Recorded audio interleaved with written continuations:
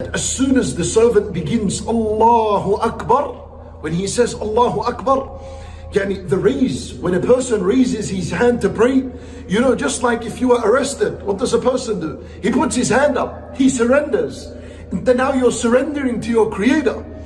Before you begin your salat, you've already known the greatness of Allah subhanahu wa ta'ala and what Allah Azza wa Jal deserves from you. This hand movement here, it's not just any kind of hand movement, we got no idea where it came from. This, when you raise your hand to your ears or to your shoulders, it's two things. Number one, that as you raise them, what you're supposed to be acknowledging at this moment is that you've surrendered to the greatness of Allah subhanahu wa ta'ala. You've surrendered to Allah subhanahu wa ta'ala's law and command.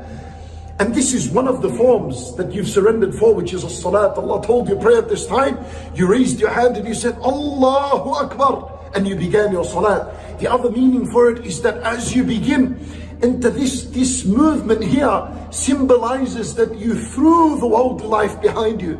You threw everything that distracted you, everything that was in front of you, of umur ad-dunya, the matters of this life. You grabbed them all, you picked them up, and you threw them behind your back.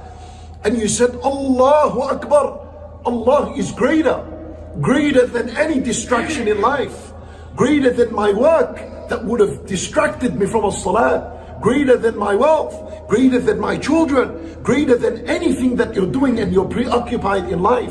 This is the hand movement, Allahu Akbar. And you begin with this word. Allah Azza wa Jal, He chose Allahu Akbar, He chose for it to be the word that is repeated in a salat. How many times is it repeated in one salat? More than 30 times. If you looked at the dhikr, if you looked at a-dhikr, the greatest and the most recurring dhikr on the tongue of mankind is at-takbir, more than anything else. At-takbir in a-salat, how many times do we say it?